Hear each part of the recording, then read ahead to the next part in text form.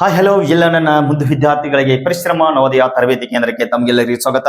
ಆತ್ಮೀಯ ವಿದ್ಯಾರ್ಥಿಗಳೇ, ನಾವು ಇವತ್ತಿನ ದಿವಸ ಏನಪ್ಪಾ ಅಂತಂದ್ರೆ ಇಂಪಾರ್ಟೆಂಟ್ ಆಗಿರ್ತಕ್ಕಂಥ ಸೈನಿಕ ಶಾಲೆಗೆ ಸಂಬಂಧಿಸಿರ್ತಕ್ಕಂಥ ಒಂದು ಜನರಲ್ ನಾಲೆಜ್ ಸಾಮಾನ್ಯ ಅಧ್ಯಯನದ ಬಗ್ಗೆ ಏನ್ ಮಾಡೋಣಪ್ಪ ಅಂತಂದ್ರೆ ಇವತ್ತಿನ ದಿವಸ ನಾವು ಡಿಸ್ಕಷನ್ ಮಾಡೋಣ.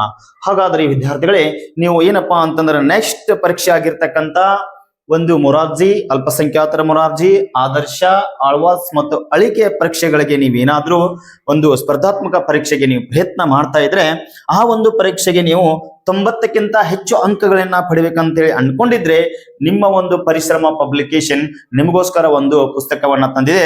ಅದು ಮೊರಾರ್ಜಿ ಚಾಂಪಿಯನ್ ಅಂತ ಹೇಳಿ. ಹೌದಾ, ಇದು ನಿಮಗೆ ಕನ್ನಡ ಮತ್ತು ಆಂಗ್ಲ ಮಾಧ್ಯಮದಲ್ಲಿ ದೊರೆತದ. ಈ ಒಂದೇ ಒಂದು ಕ್ವಶನ್ ಬ್ಯಾಂಕ್ ನಲ್ಲಿ 50 ಮಾದರಿ ಪ್ರಶ್ನೆ ಪತ್ರಿಕೆಗಳನ್ನ ಹೊಂದಿದ.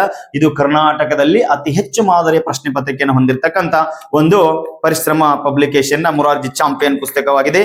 ಹಾಗಾದ್ರೆ ಈ ಒಂದು ಪುಸ್ತಕ ನಿಮಗೆ ಬೇಕಾದಲ್ಲಿ ನೀವೇನ್ ಮಾಡೋದಪ್ಪ ಅಂತಂದ್ರೆ ನಮ್ಮ ಒಂದು ಆಫೀಸ್ ನಂಬರ್ಗೆ ಕಾಂಟ್ಯಾಕ್ಟ್ ಮಾಡಿ.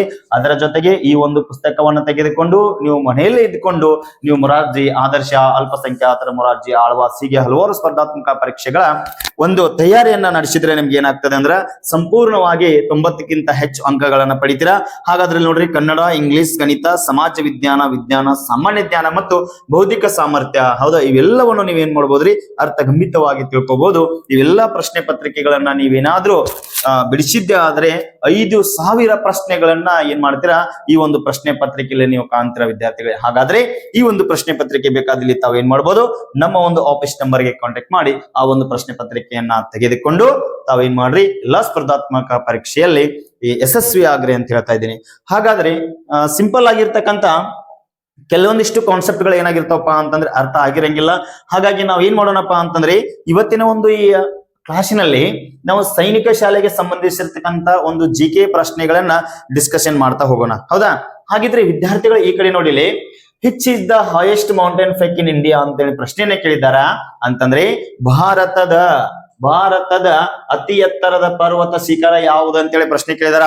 ನಾವು ಕೆಲವೊಂದಿಷ್ಟು ಆಥರ್ಸ್ ಬುಕ್ ನಲ್ಲಿ ನೋಡಿದಾಗ ನಮ್ಗೆ ಏನಾಗ್ತದಪ್ಪ ಅಂತಂದ್ರೆ ನಂದಾದೇವಿ, ಕಾಂಚನಚುಂಗ, ಮೌಂಟ್ ಎವರೆಸ್ಟ್ ಮತ್ತು K2 ಗಾಡ್ವಿನ್ ಅಸ್ಟನ್ ಅಂತ ಹೇಳಿ ಕರಿತೀವಿ. ಹಾಗಾದ್ರೆ ನಮ್ಮ ಪ್ರಶ್ನೆಗೆ ಉತ್ತರ ಯಾವ್ದಾಗ್ತದಪ್ಪ ಅಂತಂದ್ರೆ ವಿದ್ಯಾರ್ಥಿಗಳು ಇಲ್ಲಿ ನೋಡ್ರಿ, ಮೊದಲಿಗೆ ನಾವು ಇಲ್ಲಿ ಒಂದು ಚಿತ್ರದ ಮುಖಾಂತರ ತೋರಿಸಿದಾಗ ಕಾಂಚನಚುಂಗ ಅಂತೇಳಿ ಕೊಟ್ಟಿದಾರ. ಹೌದಾ, ನಾವು ಕೆಲವೊಂದಿಷ್ಟು ಪುಸ್ತಕದಲ್ಲಿ ನೋಡಿದಾಗ ಏನಾಗ್ತದ ಆನ್ಸರ್ K2 ಅದ.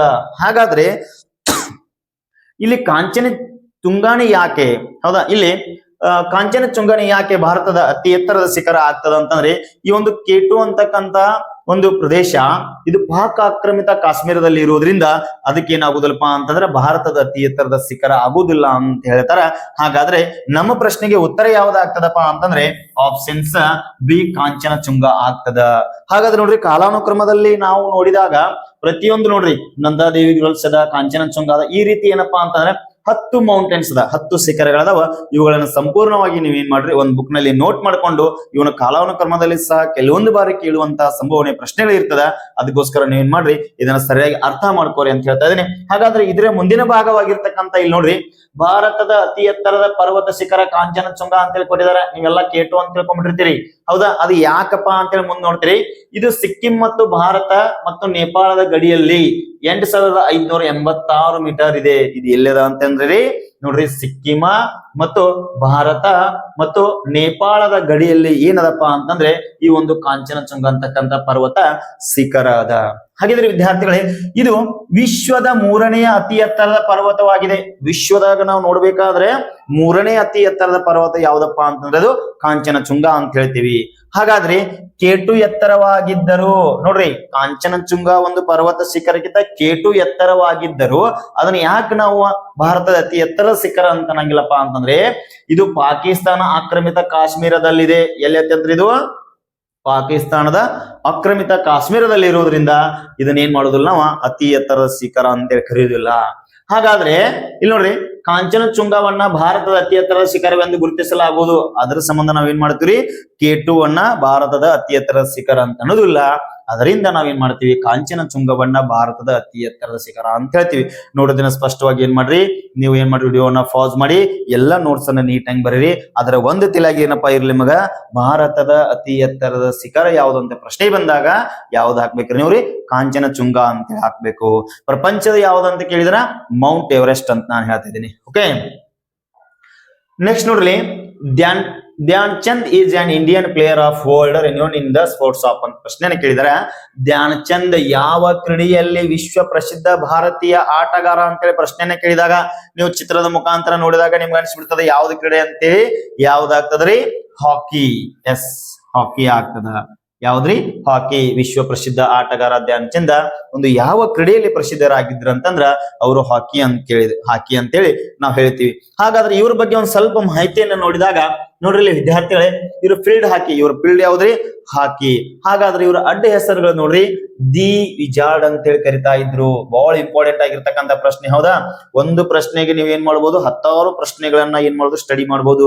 ಜಿಕೆ ಯಲ್ಲಿ ನೀವೇನಾದ್ರೂ ಮಾರ್ಕ್ಸ್ ತೆಗಿಬೇಕಾದ್ರೆ ನೀವೇನ್ ಮಾಡ್ಬೇಕ್ರಿ, ಒಂದು ಪ್ರಶ್ನೆಗೆ ಏನ್ ಮಾಡ್ಬೋದ್ರಿ, ಹಲವಾರು ಅದರ ಸುತ್ತಲಿನ ಪ್ರಶ್ನೆಗಳನ್ನ ಓದಿಕೊಂಡಾಗ ಏನಾಗ್ತದ, ಜಿಕೆ ನಮಗ ಬಹಳ ಈಜಿ ಆಗ್ತದ. ಓಕೆ ನೋಡ್ರಿ, ಇವ್ರ ಅಡ್ಡ ಹೆಸರು ಏನ್ರಿ? ದಿ ವಿಜಾರ್ಡ್ ಅಂತೇಳಿ ಕರಿತಾರ. ದಿ ಮ್ಯಾಜಿನಿಯನ್ ಆಫ್ ಹಾಕಿ. ನೋಡ್ರಿ, ಇದು ಬಹಳ ಇಂಪಾರ್ಟೆಂಟ್ ಆಗಿತ್ತು, ಬಹಳ ಸಲ ಪ್ರಶ್ನೆ ಕೇಳಿದಾರ. ಹಾಗಾದ್ರ ಒಲಿಂಪಿಕ್ ದೊಳಗೆ ಏನೇನು ಯಶಸ್ವಿ ಆಗಿದಾರಪ್ಪ ಅಂತಂದ್ರ ಭಾರತದೊಂದಿಗೆ 3 ಚಿನ್ನದ ಪದಕಗಳನ್ನ ತೆಗೆದುಕೊಂಡಾರ ಇವರು. ಎಷ್ಟ್ರಿ? ಭಾರತದೊಳಗ 3 ಚಿನ್ನದ ಪದಕವನ್ನ ತಂದು ಕೊಟ್ಟಿದ್ದಾರ. ನೋಡ್ರಿ, ಇವರ ಕೌಶಲ್ಯ ಏನಪ್ಪಾ ಅಂತಂದ್ರ ಸ್ಟಿಕ್ ವರ್ಕ್, ಸಂಕೀರ್ಣವಾದ ಡ್ರಿಬ್ಲಿಂಗ್ ಮತ್ತು ಅಂತಾರಾಷ್ಟ್ರೀಯ ಆಟದಲ್ಲಿ 400ಕ್ಕೂ ಹೆಚ್ಚು ಗೋಲುಗಳೊಂದಿಗೆ ಸಮೃದ್ಧಿ ಗೋಲ್ ಸ್ಕೋರಿಂಗ್ ಗೆ ದಂತಕತೆ ಅಂತೇಳಿ ನಾವು ಕರಿತೀವಿ. ಜಸ್ಟ್ ನೀವೇನ್ ತಿಳ್ಕೊಬೇಕ್ರಿ, ಧ್ಯಾನ್ ಚಂದ್ ಅವರು ಯಾವ ಆಟಕ್ಕೆ ಪ್ರಸಿದ್ಧರು ಅಂತ ಹೇಳಿ ತಿಳ್ಕೊಬೇಕು. ಅದ್ ಯಾವ್ದ್ರಿ? ಹಾಕಿ ಅಂತ ನಾವು ಹೇಳ್ತೀವಿ. ಜಸ್ಟ್ ನೋಡ್ರಿ, ಭಾರತದ ಅತ್ಯುನ್ನತ ಕ್ರೀಡಾ ಗೌರವವಾದ ಮೇಜರ್ ಧ್ಯಾನ್ ಚಂದ್ ಖೇಲ್ ರತ್ನ ಒಂದು ಪ್ರಶಸ್ತಿಯನ್ನ ಅವರ ಹೆಸರಿನಲ್ಲಿ ಇಡಲಾಗಿದೆ ಮತ್ತು ರಾಷ್ಟ್ರೀಯ ಕ್ರೀಡಾ ದಿನವನ್ನ ಅವರನ್ನ ಸ್ಮರಿಸುತ್ತದೆ. ರಾಷ್ಟ್ರೀಯ ಕ್ರೀಡಾ ದಿನಾಚರಣೆಯನ್ನ ನಾವು ಯಾರ ಸ್ಮರಣೆಗಾಗಿ ಮಾಡ್ತೀವಪ್ಪ ಅಂತಂದ್ರ ಅದು ಯಾರ್ರಿ? ಧ್ಯಾನ್ ಚಂದ್ ಅವರ ಒಂದು ಸ್ಮರಣೆಗಾಗಿ ನಾವು ರಾಷ್ಟ್ರೀಯ ಒಂದು ಕ್ರೀಡಾ ದಿನವನ್ನ ಆಚರಣೆ ಮಾಡ್ತೀವಿ. ಕೇಳ್ತಾರ, ರಾಷ್ಟ್ರೀಯ ಕ್ರೀಡಾ ದಿನಾಚರಣೆ ಯಾವಾಗ ಆಚರಿಸ್ತಾರೆ? ಇಲ್ಲಿ ಕೊಟ್ಟವ್ರು ನೋಡ್ರಿ, ಪ್ರತಿ ವರ್ಷ ಆಗಸ್ಟ್ 29ರಂದು ರಾಷ್ಟ್ರೀಯ ಕ್ರೀಡಾ ದಿನಾಚರಣೆಯನ್ನ ಆಚರಿಸ್ತಾರ. ಅದು ಯಾರ ನೆನಪಿಗಾಗಿ? ಧ್ಯಾನ್ ಚಂದ್ ಅವರ ನೆನಪಿಗಾಗಿ. ಎಸ್ ನೋಡ್ರಿ, ಇಲ್ಲಿ ಕ್ರೀಡೆಗೆ ಯಾವ್ಯಾವ ಪ್ರಶಸ್ತಿಯನ್ನ ಕೊಡ್ತಾರ ಅಂತೇಳಿ ಪ್ರಶ್ನೆ ಬಂದಾಗ ನಾವು ನೆನಪಿಟ್ಕೋಬೇಕ್ರಿ. ಯಾವ್ದ್ರಿ? ಖೇಲ್ ರತ್ನ ಪ್ರಶಸ್ತಿಯನ್ನ ಕೊಡ್ತಾರ, ಅರ್ಜುನ ಪ್ರಶಸ್ತಿಯನ್ನ ಕೊಡ್ತಾರ ಮತ್ತು ದ್ರೋಣಾಚಾರ್ಯ ಪ್ರಶಸ್ತಿಯನ್ನ ಸಹ ಏನ್ ಮಾಡ್ತಾರ್ರಿ, ಈ ಒಂದು ಕ್ರೀಡೆಗೆ ಏನ್ ಮಾಡ್ತಾರೆ, ಕ್ರೀಡೆಯಲ್ಲಿ ಸಾಧನೆ ಮಾಡಿದವರಿಗೆ ಈ ಒಂದು ಪ್ರಶಸ್ತಿಯನ್ನ ಕೊಡ್ತಾರ ವಿದ್ಯಾರ್ಥಿಗಳೇ. ಎಸ್, ಹಾಗಾದ್ರೆ ನೆಕ್ಸ್ಟ್ ನೋಡ್ರಿ, which Indian state is known as the land of 5 river? ಯಾವ ಭಾರತೀಯ ರಾಜ್ಯವನ್ನ ಪಂಚ ನದಿಗಳ ನಾಡು ಎಂದು ಕರೆಯಲಾಗುತ್ತದೆ ಅಂತಂದ್ರ ಯಾವ ಒಂದು ಭಾರತೀಯ ಒಂದು ರಾಜ್ಯವನ್ನ ಪಂಚ ನದಿಗಳ ನಾಡು ಎಂದು ಕರಿತೀವಿ ಅಂತೇಳಿ ಪ್ರಶ್ನೆನ ಕೇಳಿದಾಗ ವಿದ್ಯಾರ್ಥಿಗಳೇ ಅದು ಯಾವ್ದಾಗ್ತದೆ ನೋಡ್ರಿ? ಉತ್ತರ ಪ್ರದೇಶ ಅಂತೇಳಿ ಪ್ರಶ್ನೆ ಉತ್ತರದ, ಪಂಜಾಬ್ ಅಂತದ, ಉತ್ತರಾಖಂಡ ಅಂತದ, ಆಂಧ್ರ ಪ್ರದೇಶ ಅಂತದ. ಹಾಗಾದ್ರೆ ನಮ್ಮ ಪ್ರಶ್ನೆಗೆ ಯಾವ್ದು ಉತ್ತರ ಆಗ್ತದಪ್ಪ ಅಂತಂದ್ರೆ ಇಲ್ಲಿ ಪಂಜಾಬ್ ಆಗ್ತದ. ಯಾವ್ದಾಗ್ತದ್ರಿ? ಪಂಜಾಬ್ ಅನ್ನ ನಾವೇನ್ ಕರಿತೀವಿ? ಪಂಚ ನದಿಗಳ ನಾಡು ಅಂತ ಹೇಳಿ ಕರಿತೀವಿ. ಹಾಗಾದ್ರೆ ಅವು ನದಿಗಳು ಯಾವ್ಯಾವಪ್ಪ ಅಂತಂದ್ರೆ ಇಲ್ಲಿ ನೋಡ್ರಿ, ಈ ಒಂದು ಭಾರತೀಯ ಒಂದು ಮ್ಯಾಪ್ ಮುಖಾಂತರ ನಿಮ್ಗೆ ನಾನು ಹೇಳ್ತಾ ಇದ್ದೀನಿ. ಇಲ್ಲಿ ಸಿಂಧು ನದಿ ಉಪನದಿಗಳಾಗಿರ್ತಕ್ಕಂಥ ನೋಡ್ರಿ, ಒಂದು ಝೆಲ್ಲಂ, ಚಿನಾಬ್, ರಾವಿ, ಬಿಯಾಸ್ ಮತ್ತು ಸಟ್ಲೇಜ್. ಇವೆಲ್ಲ ಏನಪ್ಪಾ ಅಂತಂದ್ರೆ ಇವು ಪಂಜಾಬ್ ಒಂದು ರಾಜ್ಯದಲ್ಲಿ ಹಾದು ಹೋಗಿರ್ತಕ್ಕಂಥ 5 ನದಿಗಳಿಂದ ಆ ಒಂದು ಪಂಜಾಬ್ ರಾಜ್ಯಕ್ಕೆ ನಾವೇನಂತ ಕರಿತೀವಿ? ಪಂಚ ನದಿಗಳ ನಾಡು ಅಂತ ಕರಿತೀವಿ. ಇವೆಲ್ಲ ಎಲ್ಲಿ ಹೋಗ್ಯಾವಪ್ಪ ಅಂತಂದ್ರ ಪಾಕಿಸ್ತಾನದೊಳಗೆ ಸೇರ್ಕೊಂಡವ. ಹಂಗಾದ್ರೆ ಎಷ್ಟು ನದಿಗಳು ಸೇರ್ತಕ್ಕಂತ ಈ ಒಂದು ಪ್ರದೇಶ ಯಾವ್ದು ಅಂತ ಏನ್ ಮಾಡ್ಬೇಕ್ರಿ ನೀವು ಕಮೆಂಟ್ ಮುಖಾಂತರ ನೀವು ಉತ್ತರ ತಿಳಿಸ್ಬೇಕು. ಹೌದಾ? ನೀವು ಸರ್ಚ್ ಮಾಡ್ರಿ. ಹೌದಾ? ಈ 5 ನದಿಗಳ ಬಗ್ಗೆ ಸರ್ಚ್ ಮಾಡ್ರಿ. 5 ನದಿಗಳು ಏನಪ್ಪಾ ಅಂತಂದ್ರೆ ಒಂದು ಪಂಜಾಬ್ ಅಂತ ರಾಜ್ಯದೊಳಗೆ ಹಾದು ಹೋಗಿ ಪಾಕಿಸ್ತಾನದಾಗ ಯಾವ ಪ್ರದೇಶದೊಳಗೆ ಸೇರಿದಾವ ಅಂತೇಳಿ ಏನ್ ಮಾಡ್ರಿ ನೀವು ಕಮೆಂಟ್ ಮುಖಾಂತರ ಉತ್ತರವನ್ನ ತಿಳಿಸ್ಬೇಕು. ಓಕೆನಾ? ಎಸ್ ನೋಡ್ರಿ, who is the cell tiger of Mysore? ಮೈಸೂರಿನ ಹುಲಿ ಎಂದು ಯಾರನ್ನ ಕರೀತಾರ ಅಂತೇಳಿ ಪ್ರಶ್ನೆಯನ್ನ ಕೇಳಿದಾರ ವಿದ್ಯಾರ್ಥಿಗಳೇ. ನೀವು ಆಲ್ರೆಡಿ ನಿಮ್ಮ ಒಂದು 3, 4, 5ನೇ ತರಗತಿ ಪುಸ್ತಕದೊಳಗ ಇದೇನಾಗ್ಯದಪ್ಪ ಅಂತಂದ್ರೆ ಹಲವಾರು ಸಾರಿ ಏನಾಗಿದೆ ಪ್ರಶ್ನೆ ಬಂದೋಗ್ಯದ. ಈ ಪ್ರಶ್ನೆ ಮುರಾರ್ಜಿ ಆದರ್ಶ ಅಲ್ಪಸಂಖ್ಯಾತರ ಮುರಾರ್ಜಿಯೊಳಗ ಪ್ರಶ್ನೆಗಳ ಸಹ ಕೇಳಿದಾರ. ಅವ್ರು ಯಾರಪ್ಪ ಅಂತಂದ್ರೆ ಟಿಪ್ಪು ಸುಲ್ತಾನ್ ಅಂತ ಹೇಳಿ ಕರಿತೀವಿ ನಾವ. ಏನ್ರಿ? ಟಿಪ್ಪು ಸುಲ್ತಾನ್ ಅಂತ ಕರಿತೀವಿ. ಇವ್ರನ್ನ ರಾಕೆಟ್ ಮ್ಯಾನ್ ಅಂತ ಹೇಳಿ ಸಹ ಕರೀತಾರ. ಹಾಗಾದ್ರೆ ಇವರು ಮೈಸೂರು ರಾಜ್ಯವನ್ನ 1787ರಿಂದ 1790 ಏನ್ 99ರೊಳಗ ಈ ಒಂದು ಮೈಸೂರು ರಾಜ್ಯವನ್ನ ಆಳ್ತಾರ. ಓಕೆನಾ? ಹೀಗೆ ನೋಡ್ರಿ ವಿದ್ಯಾರ್ಥಿಗಳೇ, ಈ ಒಂದು ಪರಿಶ್ರಮ ನವೋದಯ ತರಬೇತಿ ಕೇಂದ್ರದಲ್ಲಿ ಈಗಾಗಲೇ ನಾವು ಬೇಸಿಗೆಯ ಶಿಬಿರದ ಪ್ರವೇಶಗಳ ಸಹ ಪ್ರಾರಂಭ ಮಾಡ್ತಾ ಇದ್ದೀವಿ. ಹೀಗೆ ಮುಂಬರ್ತಕ್ಕಂಥ ಮುರಾರ್ಜಿ ಅಲ್ಪಸಂಖ್ಯಾತರ ಮುರಾರ್ಜಿ ಆದರ್ಶ ಹೀಗೆ ಹಲವಾರು ಸ್ಪರ್ಧಾತ್ಮಕ ಪರೀಕ್ಷೆಗಳ ಒಂದು ವಿಡಿಯೋ ಕ್ಲಾಸ್ ಅನ್ನು ನಾವು ನಿಮ್ಗೆ ಏನ್ ಮಾಡ್ತಾ ಇದೀವಿ? ಉಚಿತವಾಗಿ ನೀಡ್ತಾ ಇದ್ದೀವಿ. ಇದರ ಒಂದು ಸದುಪಯೋಗವನ್ನು ಎಲ್ಲ ನೀವು ತೆಗೆದುಕೊಳ್ಳಿ. ಅದರ ಜೊತೆಗೆ ನಿಮ್ಮ ಫ್ರೆಂಡ್ಸ್ಗೂ ಸಹ ಏನ್ ಮಾಡ್ರಿ, ನಮ್ಮ ಒಂದು ಯೂಟ್ಯೂಬ್ ಚಾನಲ್ ಅನ್ನ ಶೇರ್ ಮಾಡ್ರಿ, ಸಬ್ಸ್ಕ್ರೈಬ್ ಮಾಡ್ರಿ ಮತ್ತೆ ಲೈಕ್ ಮಾಡ್ರಿ ಅಂತ ಹೇಳ್ತಾ ಇದ್ದೀನಿ. ಹಾಗಾದ್ರೆ ವಿದ್ಯಾರ್ಥಿಗಳೇ, ಈ ನಮ್ಮ ಮುಂದಿನ ಪ್ರಶ್ನೆ ನೋಡ್ರಿ, ಹೂ ಇನ್ವೆಂಟೆಡ್ ದ ಟೆಲಿಸ್ಕೋಪ್? ದೂರದರ್ಶಕವನ್ನ ಕಂಡು ಹಿಡಿದವರು ಯಾರು? ಬಹಳ ಇಂಪಾರ್ಟೆಂಟ್ ಆಗಿರ್ತಕ್ಕಂಥ ಪ್ರಶ್ನೆ. ಯಾಕಿದೆ ಇಂಪಾರ್ಟೆಂಟ್ ರೀ? ನಮ್ಗೆ ಗೊತ್ತದ ರೀ. ಅವ್ರು ಹೇಳ್ತಾರ ಗೆಲಿಲಿಯೋ ಗೆಲಿಲಿ ಅಂತ ಹೇಳ್ತಾರ. ಎಸ್ ಹೌದಾ, ನಾವು ಒಪ್ಕೊಳ್ಳೋಣ. ಹಾಗಾದ್ರೆ ಒಬ್ರು ಹೇಳ್ತಾರ್ರಿ ಹ್ಯಾನ್ಸ್ ಲಿಪ್ಸರ್ಸೆ ಅಂತೇಳಿ ಕರೀತಾರ. ಹಾಗಾದ್ರೆ ಇದ್ರೊಳಗೆ ಯಾರು ಕಂಡು ಹಿಡಿದ್ರಿ? ಹೌದಾ, ಈ ಒಂದು ಪ್ರಶ್ನೆಗೆ ಯಾವ್ದು ಉತ್ತರ ಆಗ್ತದ ಅಂತ ಏನ್ ಮಾಡ್ಬೇಕ್ರಿ, ನೀವೇ ನನ್ನ ಕಮೆಂಟ್ ಮುಖಾಂತರ ತಿಳಿಸ್ಬೇಕು. ಹಾಗಾದ್ರೆ ಆಪ್ಷನ್ಸ್ ಬಿ ಉತ್ತರ ಹೇಳ್ತೀನಿ. ಮಾರ್ಕೋನಿ ಅವರ ಏನ್ ಕಂಡು ಹಿಡಿದಾರಪ್ಪ ಅಂತಂದ್ರ ರೇಡಿಯೋ. ಏನ್ರಿ? ರೇಡಿಯೋ. ಹಾಗಾದ್ರ ಗ್ರಾಂಬೆಲ್ ಅವ್ರಿ ಟೆಲಿಫೋನ್. ಇವ್ರೇನ್ ಕಂಡು ಹಿಡಿತಾರ್ರಿ? ಟೆಲಿಫೋನ್. ಹೌದಾ, ಎಸ್. ನಿಮ್ಗೆ ಏನಾದ್ರಿ 4 ಆಯ್ಕೆದೊಳಗ ಬಿ ಆಯ್ಕೆದ ಉತ್ತರ ಮಾರ್ಕೋನಿ ಏನ್ ಕಂಡದ ರೇಡಿಯೋ ಅಂತ ಆಯ್ತು, ಗ್ರಾಂಬೆಲ್ ಅವರು ಟೆಲಿಫೋನ್ ಅಂತ ಆಯ್ತು. ಎಸ್, ಇನ್ ನೋಡ್ರಿ ಎ ಮತ್ತು ಈ ಡಿ ಆಯ್ಕೆದೊಳಗ ಗೆಲಿಲಿಯೋ ಅವರು ದೂರದರ್ಶಕವನ್ನ ಕಂಡುಹಿಡಿದವರು ಅಥವಾ ಇಲ್ಲಿ ಹ್ಯಾನ್ಸ್ ಲಿಪ್ಸರ್ಸೆ ಅಂತೇಳಿ ದೂರದರ್ಶಕವನ್ನ ಕಂಡುಹಿಡಿದವರು. ಈ ಒಂದು ಪ್ರಶ್ನೆಗೆ ಏನ್ ಮಾಡ್ಬೇಕಂದ್ರ ನೀವ ಉತ್ತರ ಮಾಡ್ಬೇಕು. ನನಗೆ ಗೊತ್ತದ 100% ಗೆಲಿಲಿಯೋ ಅಂತ ಅರ್ಧ ಮಂದಿ ಆನ್ಸರ್ ಮಾಡ್ತೀರಾ, ಆಮೇಲೆ ಹ್ಯಾನ್ಸ್ ಲಿಪ್ಸರ್ಸೆ ಅಂತಾನು ಆನ್ಸರ್ ಮಾಡ್ತೀರಾ. ಹಾಗಾದ್ರೆ ಎಕ್ಯುರೇಟ್ ಆಗಿ ಇದೇ ಆನ್ಸರ್ ಯಾಕಂತೆ ಅಂತೇಳಿ ಏನ್ ಮಾಡ್ಬೇಕಂದ್ರ ನೀವು ಒಂದು ಆನ್ಸರ್ ಅನ್ನ ಕಮೆಂಟ್ ಬಾಕ್ಸ್ ನಲ್ಲಿ ಬರೆದು ಅದ್ರ ಮುಂದೆ ನಿಮ್ ಹೆಸರನ್ನ ಬರೀರಿ. ನಾನೇನ್ ಮಾಡ್ತೀನಿ, ನಾಳೆ ಕ್ಲಾಸ್ನೊಳಗ ಇದರ ಸಂಪೂರ್ಣವಾದ ಉತ್ತರವನ್ನ ಏನ ಗೆಲಿಲಿಯೋ ಆಗ್ತದೋ ಅಥವಾ ಹ್ಯಾನ್ಸ್ ಲಿಪ್ಸರ್ಸೆ ಆಗ್ತದೋ ಅಂತೇಳಿ ಏನ್ ಮಾಡ್ತೀನಿ, ನಾನ್ ನಿಮ್ ಜೊತೆ ಡಿಸ್ಕಷನ್ ಮಾಡ್ತೀನಿ. ಓಕೆನಾ? ನೆಕ್ಸ್ಟ್ ನೋಡ್ರಿ, which mountain range is located in the north west of India? ಭಾರತದ ವಾಯುವ್ಯದಲ್ಲಿರುವ ಪರ್ವತ ಶ್ರೇಣಿ ಯಾವುದು ಅಂತೇಳಿ ಪ್ರಶ್ನೆಯನ್ನ ಕೇಳಿದರೆ, ಭಾರತದಲ್ಲಿ ವಾಯುವ್ಯದಲ್ಲಿರ್ತಕ್ಕಂಥ ಪರ್ವತ ಶ್ರೇಣಿ ಯಾವುದು ಅಂತೇಳಿ ಪ್ರಶ್ನೆಯನ್ನ ಕೇಳಿದಾರ. ನಮಗೆ ಎಷ್ಟು ದಿಕ್ಕುಗಳದವ್ರು? 8 ದಿಕ್ಕುಗಳದಾವ. ನೋಡೋಣ. ಉ ಈ ಹು ಆ ದ ನೈ ಪ ವ. ಉ ಈ ಪು ಆದ ನೈಪವ ಅಂದ್ರ 4 ದಿಕ್ಕುಗಳು ಮತ್ತು 4 ಉಪದಿಕ್ಕುಗಳನ್ನ ನಾವು ನೆನಪಿಟ್ಕೋಬೇಕಾದ್ರ ಉ ಈ ಪು ಆದ ನೈಪವ ಅಂತೇಳಿ ನೆನಪಿಟ್ಕೊಂಡ್ರ ನಿಮಗ್ ಹೇಳ್ತೇನ್ರಿ, ಮೊರಾರ್ಜಿ ಒಳಗಾಗ್ಲಿ, ಆದರ್ಶ ಒಳಗಾಗ್ಲಿ, ಅಲ್ಪಸಂಖ್ಯಾತರ ಮೊರಾರ್ಜಿ ಒಳಗಾಗ್ಲಿ ನಿಮ್ಗೆ ಏನಾಗ್ತದ, ಈ ಒಂದು ಭಾರತದ ಒಂದು ನಕ್ಷೆದೊಳಗ ಸಂಪೂರ್ಣವಾಗಿ ಒಂದರ ಯಾಕೆ ನಿಮ್ಗೆ ಏನಾಗ್ತದ ಕ್ವಶನ್ ಬಂದೇ ಬರ್ತದ ಅಂತ ನನಗೆ ಗೊತ್ತದ.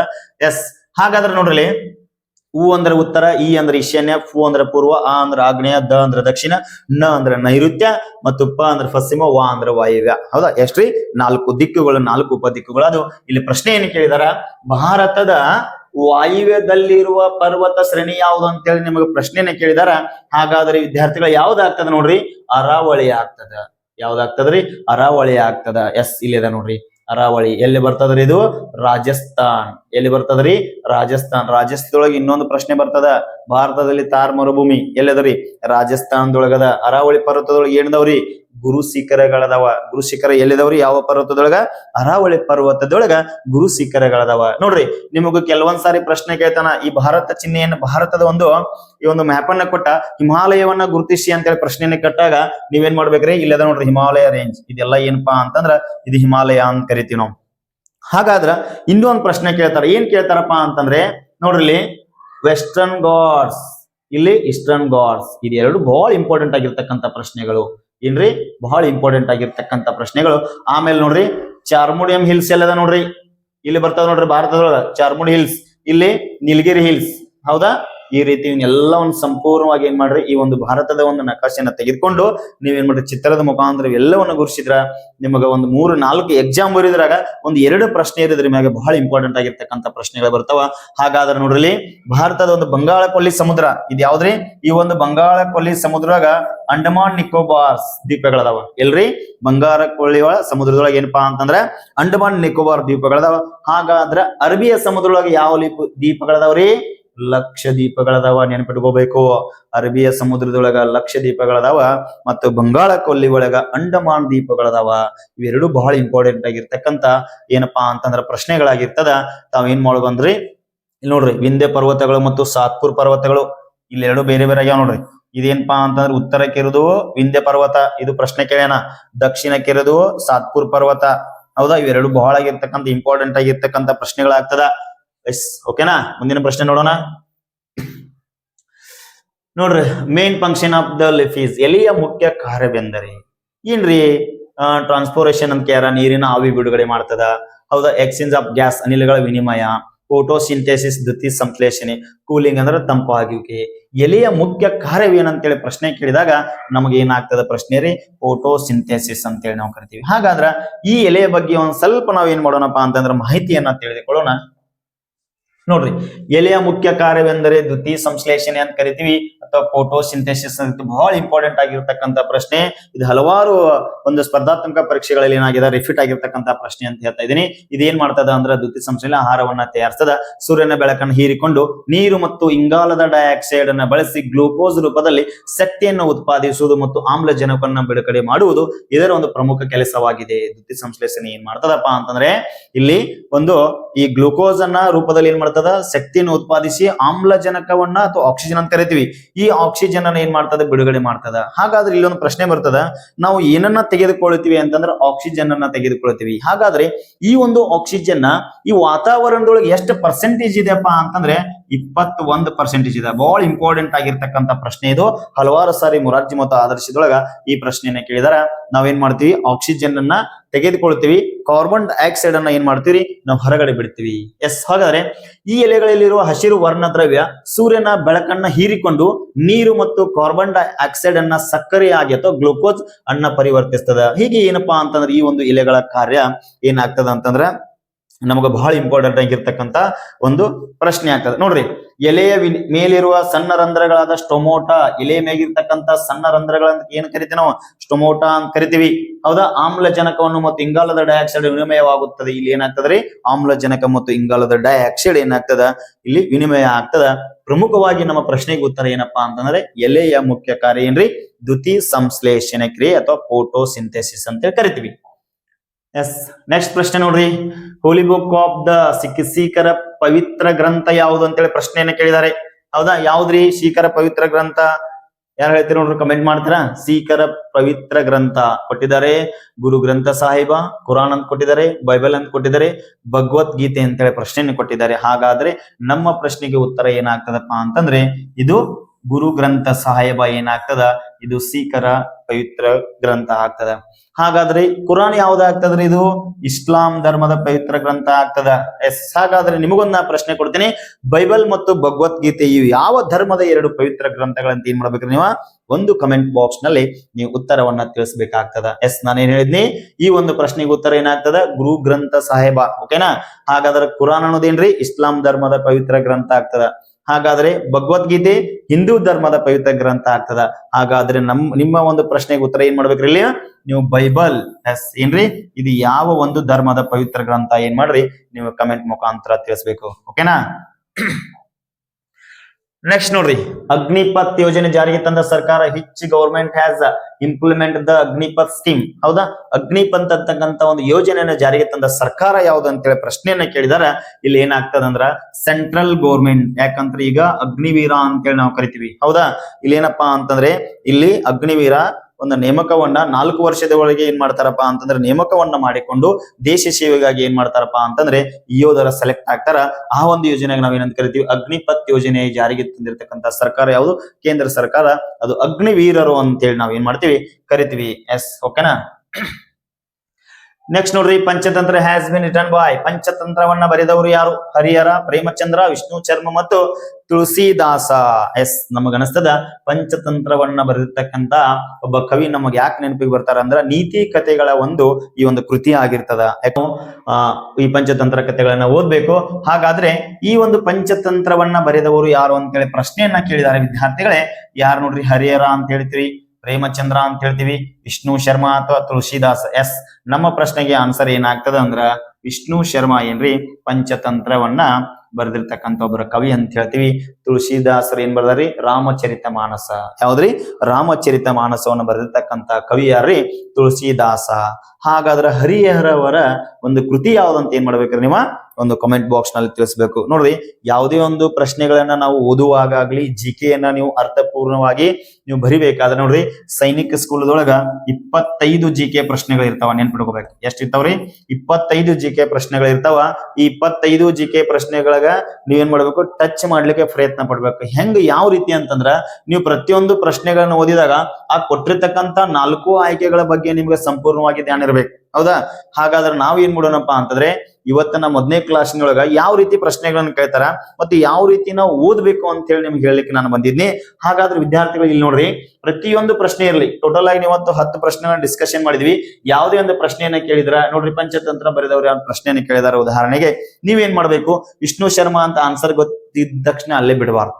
ಹೌದಾ. ಅವಾಗ ಏನ್ ಮಾಡ್ಬೇಕು, ತುಳಸಿದಾಸರ ಒಂದು ಕೃತಿ ಯಾವುದು, ಪ್ರೇಮಚಂದ್ರದವರ ಒಂದು ಕೃತಿ ಯಾವುದು, ಹರಿಹರವ್ರು ಬರ್ತಕ್ಕ ಒಂದು ಕೃತಿ ಯಾವುದು, ಈ 4 ಆಯ್ಕೆಗಳ ಬಗ್ಗೆ ಸಂಪೂರ್ಣವಾಗಿ ನೀವು ತಿಳಿದುಕೊಂಡ್ ಬಿಟ್ರಿ ಅಂದ್ರ ಏನಾಗ್ತದ ಅಂದ್ರೆ ಯಾವ ರೀತಿ ಪ್ರಶ್ನೆಗಳ ಜಿಕೆ ಪ್ರಶ್ನೆಗಳು ಬರ್ತಾವ ಅಂತ ಹೇಳಿ ನಮಗೇನಾಗಲ್ಲ, ಗೊತ್ತಿರಲ್ಲ. ಈ ರೀತಿ ಓದ್ರಿಂದ ಏನಾಗ್ತದಪ್ಪ ಅಂತಂದ್ರೆ ನಿಮ್ಗೆ 25 ಟಚ್ ಮಾಡ್ಲಿಕ್ಕೆ ಸ್ವಲ್ಪ ಏನಾಗ್ತದ, ಸಹಾಯ ಆಗ್ತದ ಅಂತ ಹೇಳ್ತಾ ಇದ್ದೇನೆ. ಹಾಗೆ ವಿದ್ಯಾರ್ಥಿಗಳು ಇವತ್ತಿನ ದಿವಸ ನಾವು ಏನ್ ಮಾಡೋಣಪ್ಪ ಅಂತ ಈ ಒಂದು ಕ್ಲಾಸ್ ಅನ್ನು ಮುಗಿಸೋಣ. ಹೀಗೆ ವಿದ್ಯಾರ್ಥಿಗಳಿಗೆ ನೀವು ಸಂಪೂರ್ಣವಾಗಿರ್ತಕ್ಕಂಥ ಆನ್ಲೈನ್ ಮತ್ತು ಆಫ್ಲೈನ್ ಕ್ಲಾಸ್ಗಳು ನಿಮ್ಗೆ ಏನಾದ್ರು ಬೇಕಾದಲ್ಲಿ ನಮ್ಮ ಒಂದು ಆಫೀಸ್ ನಂಬರ್ಗೆ ಕಾಂಟ್ಯಾಕ್ಟ್ ಮಾಡ್ರಿ. ಮತ್ತು ಇದೇ ವರ್ಷ ನಾವು ಏನ್ ಮಾಡ್ತಾ ಇದೀವಿ ಅಂತಂದ್ರೆ ಒಂದು ಜೀನಿಯಸ್ ಅವಾರ್ಡ್ ಅನ್ನು ಸಹ ಮಾಡ್ತಾ ಇದೀವಿ. ಆ ಜೀನಿಯಸ್ ಅವಾರ್ಡ್ ಪರೀಕ್ಷೆಯಲ್ಲಿ ಎಲ್ಲರೂ ಭಾಗವಹಿಸಿ ಅದು ಯಾವಾಗ ಮಾಡ್ಬೇಕಂತ ಹೇಳಿ ನಾನು ಮುಂದಿನ ಕ್ಲಾಸ್ ನಲ್ಲಿ ನಿಮ್ಗೆ ಹೇಳ್ತಾ ಇದ್ದೀನಿ. ಅದಕ್ಕೋಸ್ಕರ ಇಲ್ಲಿ ಸಮರ್ ಕ್ಯಾಂಪ್ ಅಂದ್ರೆ ಬೇಸಿಗೆ ಶಿಬಿರದ ತರಬೇತಿಗಳು ಸಹ ಪ್ರಾರಂಭ ಮಾಡ್ತೀವಿ. 1 ರಿಂದ 8ನೇ ತರಗತಿ ವಿದ್ಯಾರ್ಥಿಗಳಿಗೆ ಬೇಸಿಕ್ ಫೌಂಡೇಶನ್ ಹಿಡ್ಕೊಂಡು 3, 4, 5ನೇ ತರಗತಿ ವಿದ್ಯಾರ್ಥಿಗಳಿಗೆ ಮುರಾರ್ಜಿ ನವೋದಯ ಆದರ್ಶ ಸೈನಿಕ್ ಸ್ಕೂಲ್ ರಾಷ್ಟ್ರೀಯ ಮಿಲಿಟರಿ ಸ್ಕೂಲ್ ಈ ಎಲ್ಲಾ ಒಂದು ಇಂಗ್ಲಿಷ್ ಮತ್ತು ಕನ್ನಡ ಮಾಧ್ಯಮದ ವಿದ್ಯಾರ್ಥಿಗಳು ಸಹ ನಾವೇನ್ ಮಾಡ್ತಾ ಇದೀವಿ, ಸಂಪೂರ್ಣವಾಗಿ ಒಂದು ಕ್ಲಾಸ್ ಅನ್ನ ತರಗತಿಗಳನ್ನ ಪ್ರಾರಂಭ ಮಾಡ್ತಾ ಇದ್ದೀವಿ. ಅದಕ್ಕೋಸ್ಕರ ಈಗಲೇ ಪ್ರವೇಶಗಳನ್ನ ಪ್ರಾರಂಭ ಮಾಡಿದ್ದೀವಿ. ಅದ್ರ ಜೊತೆಗೆ ನೀವು ಏನಾದ್ರೂ ಸಮರ್ ಕ್ಯಾಂಪ್ ನಮ್ ಜೊತೆಗೆ ಒಂದು 45 ದಿನಗಳ ನೀವು ಫೌಂಡೇಶನ್ ಕೋರ್ಸ್ ಅನ್ನ ಮಾಡಿದ್ದೆ ಆದಲ್ಲಿ ನೀವು ಏನ್ ಮಾಡ್ತೀರಾ, 100% ಸೆಲೆಕ್ಷನ್ ಆಗೇ ಆಗ್ತೀರಾ ಅಂತ ಹೇಳ್ತಾ ಇದ್ದೀನಿ. ಹಾಗಾದ್ರೆ ಇವತ್ತಿನ ಕ್ಲಾಸ್ ಅನ್ನು ಮುಗಿಸ್ತಾ ಇದ್ದೀನಿ. ಎಲ್ಲರಿಗೂ ಧನ್ಯವಾದಗಳು.